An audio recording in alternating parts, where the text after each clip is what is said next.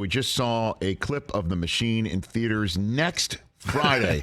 Look at you, man. Just awesome. All of this is just amazing for me to see. And all I know is, I've known you for a few years now, but obviously I knew your work before meeting you in person.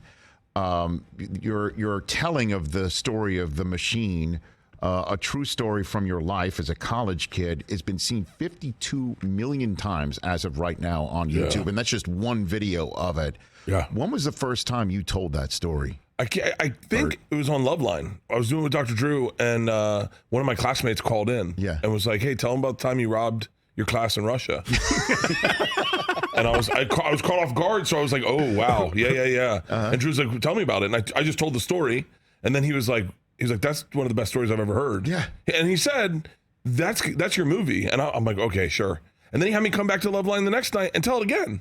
And then I'd tell it from time to time on like radio shows. Yes. But when I told it on Rogan, that was the game changer. Joe said on his show, and this is old school Rogan, he's like, from this day forward, he is only to be referred to as the Machine, and you need to make him tell that on stage. And so I told it on stage for like 4 years, and then it got good. It bombed so bad. No, hold on a second. Bombed. Are you serious? So I'm talking a 13-minute story if I was tight.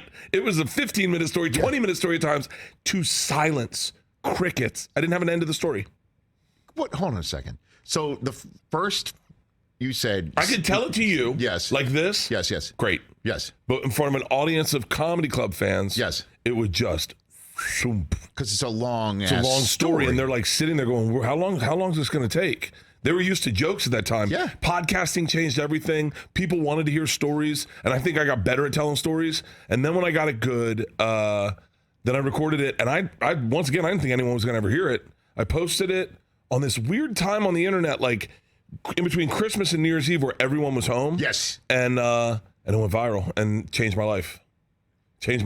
Did you when did you start realizing like, holy cow, this thing is going through the roof? First weekend, I was at Stress Factory in New Jersey, and it sold out in a blizzard. And I said, why are you guys here? and the guy goes, The Machine. And I go, oh yeah. I go, I stopped telling that. And he's like, no, the hell you didn't. I brought 10 people, you're telling it. And I was like, okay. And then I looked at my calendar, and all my shows were sold out for the whole year. And I was like, is this because of this one story? And then it's just, and then I thought I'd be done with it after that tour. And then I went to theaters, and then I was like, oh, there's more people. They're yelling it again. And I thought then I'd be done. And then bigger theaters, and now arenas. And I'm like, I guess I'll be telling it at my funeral. Well, I mean, hologram. It's going to say, here lies the machine. Let's be honest, man. I'm like, I have milked this cow like a closeted dairy farmer from the 1930s. I'm taking my time with it. Like, hoof to snout, I have milked this cow. Man. Yeah. And in terms of the film, I say this, fully with love and whatever. You're an actor, and I don't mean we go higher register here when you say something, and higher register that you got to say it this high to believe what you're saying. So I don't mean to go higher register on you, but I got to be honest with you. You got some chops, Bert. Well, some chops, man. Eminem, and Howard Stern. I'm pretty good at playing Bert. They're like, what would Bert do in this scene? I'm like, I think Bert would throw up, and they're like, cool, throw up. Yeah, I'm really good at playing me. Yeah, you're good, man. No, I had the best time. I had the best time making this movie, and Mark Hamill was awesome. The lady Eva Babic, that was my favorite moment. She's from Croatia, and we sit down for dinner the first night, and she goes, "Hey, do not bring up Star Wars."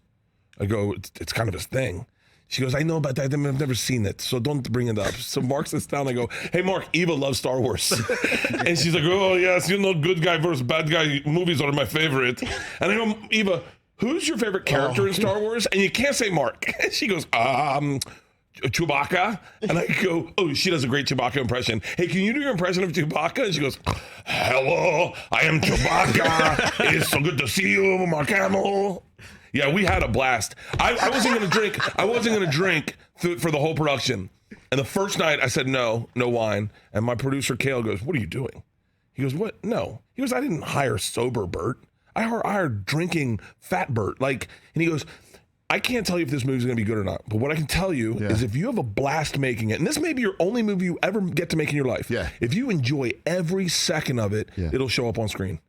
So it's like, double Tito's and soda. Let's light this candle. And I had a blast. I had an absolute blast. I was present for every moment, realizing, like, with gratitude, going like, this may never happen again. Enjoy it. Like, really, really enjoy it. And I did, man. I had a 4-story mansion in Serbia, and I'd invite the cast and crew over. I get sommeliers. I get chefs. I have DJs. I mean, we had an absolute blast making it.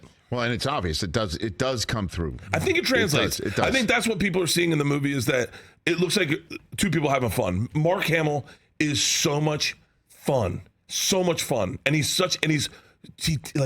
goes, asked him for advice. He goes, I wouldn't take my advice. And I said, what? And he goes, I'm not good with advice. He goes, I met Arnold Schwarzenegger a long time. You know what advice I gave him? I said, what? He goes, lose the accent and change the name. And it's so funny. I worked out with Arnold Schwarzenegger the other day, and he said, yes, I know Mark Hamill. I'm bad at accents. He goes, I know Mark Hamill. He told me, lose the accent and change the name. Can you believe that? And I'm like, well, the story checks out. So you heard it from both sides? I heard it from both sides. Yeah. Mark is awesome. Dude, Arnold's pretty legit, too. Catch the Rich Eisen Show every single day on the Roku channel, 12 to 3 Eastern, for free.